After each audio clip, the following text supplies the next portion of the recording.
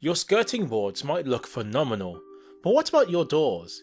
An architrave set that matches your skirting can really finish off the look of a room. A single architrave set consists of two legs at 2.4 meters and one head at 1.2 meters. You can have the architraves at 15mm, 18mm or 25mm thickness.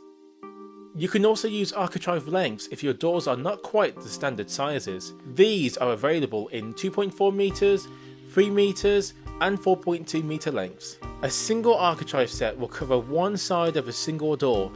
If you need to do both sides or faces of a single door, you will need to buy two single sets. A double architrave set is used to cover one side of a double door.